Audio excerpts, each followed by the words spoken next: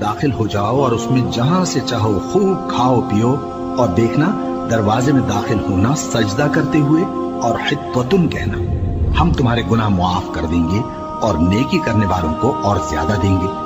तो जो जालिम थे उन्होंने उस लफ्ज को जिसका उनको हुक्म दिया था बदल कर उसकी जगह और लफ्ज कहना शुरू किया।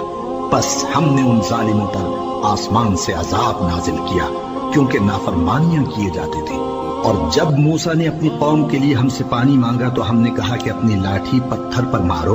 उन्होंने लाठी मारी तो उसमें से 12 चश्मे फूट निकले और तमाम लोगों ने अपना अपना घाट मालूम करके पानी पी लिया।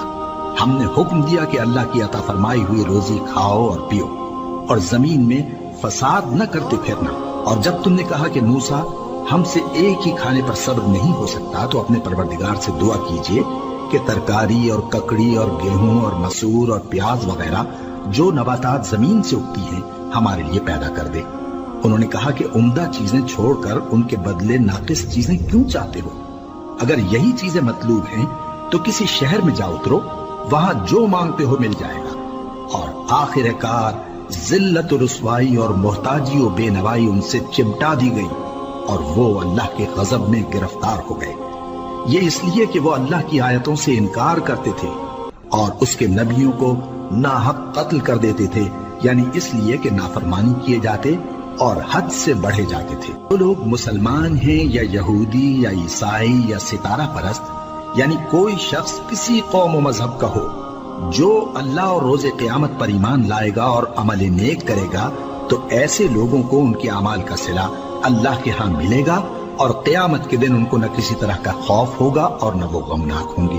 और जब हमने तुमसे अहद कर लिया और कोहे तूर को तुम पर उठा खड़ा किया और हुक्म दिया कि जो किताब हमने तुमको दी है उसको जोर से पकड़े रहो और जो उसमें लिखा है उसे याद रखो ताकि अज़ाब से महफूज रहो, फिर तुम उसके बाद अहद से फिर गए।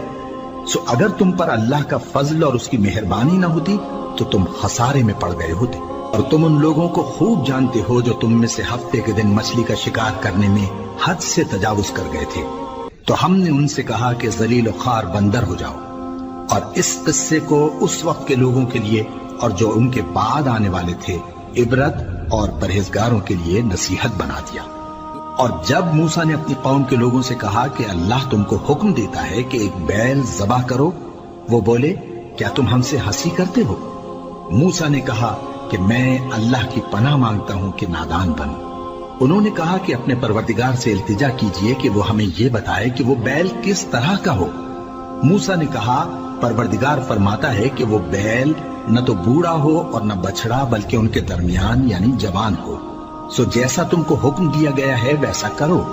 उन्होंने कहा अपने परवरदिगार से दरखास्त कीजिए कि हमको ये भी बता दे कि उसका रंग कैसा हो। मूसा ने कहा परवरदिगार फरमाता है कि उसका रंग गहरा जर्द हो कि देखने वालों के दिल को खुश कर देता हो। उन्होंने कहा अब के परवरदिगार से फिर दरखास्त कीजिए कि हमको बता दे कि वो और किस किस तरह का हो, क्योंकि बहुत से बैल हमें एक दूसरे के मुशाबे मालूम होते हैं और अल्लाह ने चाहा तो हमें ठीक बात मालूम हो जाएगी। मूसा ने कहा कि अल्लाह फरमाता है कि वो बैल काम में लगा हुआ न हो, न तो जमीन जोतता हो और न खेती को पानी देता हो, बेऐब हो, उसमें किसी तरह का दाग न हो। कहने लगे अब तुमने सब बातें दुरुस्त बता दी। गरज बड़ी मुश्किल से उन्होंने उस बैल को ज़बह किया जबकि वो ऐसा करने वाले लगते न थे।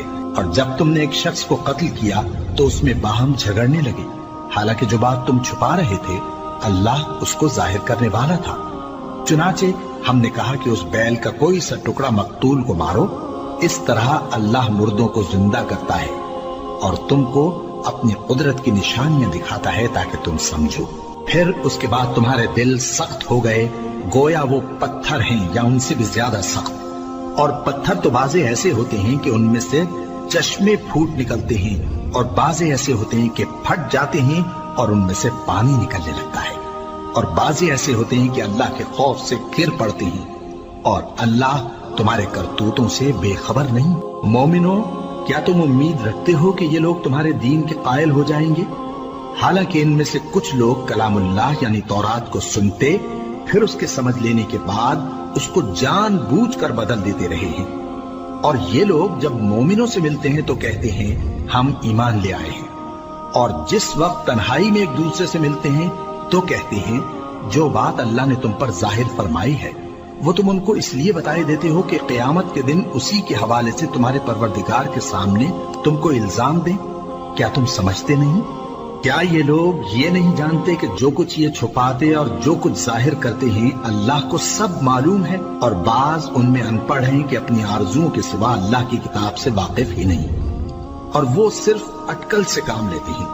سو ان لوگوں پر افسوس ہے جو اپنے ہاتھ سے کتاب لکھتے ہیں اور کہتے یہ ہیں کہ یہ اللہ کے پاس سے آئی ہے، تاکہ اس کے عوض تھوڑی سی قیمت یعنی دنیاوی منفعت حاصل کریں۔ سو ان پر افسوس ہے اس لیے کہ بے اصل باتیں اپنے ہاتھ سے لکھتے ہیں، اور پھر ان پر افسوس ہے اس لیے کہ ایسے کام کرتے ہیں، اور کہتے ہیں کہ دوزخ کی آگ ہمیں چند روز کے سوا چھو ہی نہیں سکے گی۔ ان سے پوچھو کیا تم نے اللہ سے اقرار لے رکھا ہے کہ اللہ اپنے اقرار کے خلاف نہیں کرے گا، یا تم اللہ کے بارے میں ایسی باتیں کہتے ہو جن کا تمہیں مطلق علم نہیں؟ ہاں کیوں نہیں، جو برے کام کرے اور اس کے گناہ ہر طرف سے اس کو گھیر لیں تو ایسے لوگ دوزخ میں جانے والے ہیں، اور وہ ہمیشہ اس میں جلتے رہیں گے، اور جو ایمان لائیں اور نیک کام کریں وہ جنت کے مالک ہوں گے اور ہمیشہ اس میں عیش کرتے رہیں گے۔ اور جب ہم نے بنی اسرائیل سے عہد لیا کہ اللہ کے سوا کسی کی عبادت نہ کرنا، اور ماں باپ اور رشتہ داروں اور یتیموں اور محتاجوں کے ساتھ بھلائی کرتے رہنا، اور لوگوں سے اچھی باتیں کہنا، اور نماز پڑھتے اور زکوٰۃ دیتے رہنا، تو چند آدمیوں کے سوا تم سب اس عہد سے منہ پھیر کر پلٹ گئے۔ اور جب ہم نے تم سے عہد لیا کہ آپس میں کچھ تو خون نہ کرنا اور اپنوں کو ان کے وطن سے نہ نکالنا، تو تم نے اقرار کر لیا اور تم اس بات کو مانتے بھی ہو۔ پھر تم وہی ہو کہ اپنوں کو قتل بھی کر دیتے ہو، اور اپنے میں سے بعض لوگوں پر گناہ اور ظلم سے چڑھائی کر کے انہیں وطن سے نکال بھی دیتے ہو، اور اگر وہ تمہارے پاس قید ہو کر آئیں تو بدلہ دے کر ان کو چھڑا بھی لیتے ہو، حالانکہ ان کا نکال دینا ہی تم پر حرام تھا۔ یہ کیا بات ہے کہ تم کتاب اللہ کے بعض احکام کو تو مانتے ہو اور بعض سے انکار کیے دیتے ہو؟ تو جو تم میں سے ایسی حرکت کریں ان کی سزا اس کے سوا اور کیا ہو سکتی ہے کہ دنیا کی زندگی میں تو رسوائی ہو اور قیامت کے دن سخت سے سخت عذاب میں ڈال دیے جائیں۔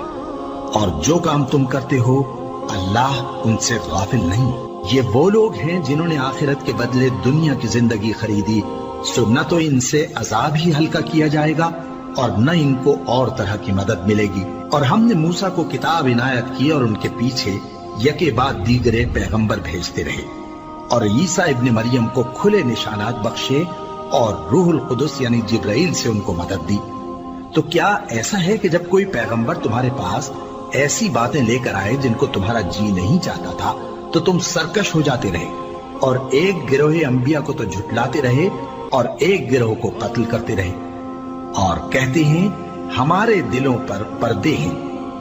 نہیں، بلکہ اللہ نے ان کے کفر کے سبب ان پر لعنت کر رکھی ہے، بس یہ تھوڑے ہی پر ایمان لاتے ہیں۔ اور جب اللہ کے ہاں سے ان کے پاس کتاب آئی جو ان کی آسمانی کتاب کی بھی تصدیق کرتی ہے، اور وہ پہلے ہمیشہ کافروں پر فتح مانگا کرتے تھے، پھر جس چیز کو وہ خوب پہچانتے تھے جب ان کے پاس آ پہنچی تو اس سے منکر ہو گئے، بس کافروں پر اللہ کی لعنت۔ جس چیز کے بدلے انہوں نے اپنے تئیں بیچ ڈالا وہ بہت بری ہے، یعنی اس جلن سے کہ اللہ اپنے بندوں میں سے جس پر چاہتا ہے اپنی مہربانی سے نازل فرماتا ہے۔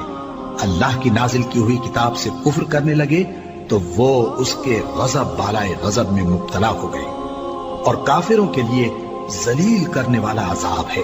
اور جب ان سے کہا جاتا ہے کہ جو کتاب اللہ نے اب نازل فرمائی ہے اس کو مانو، تو کہتے ہیں کہ جو کتاب ہم پر پہلے نازل ہو چکی ہے ہم تو اسی کو مانتے ہیں، یعنی یہ اس کے سوا اور کتاب کو نہیں مانتے، حالانکہ وہ سراسر سچی ہے، اور جو ان کی آسمانی کتاب ہے اس کی بھی تصدیق کرتی ہے۔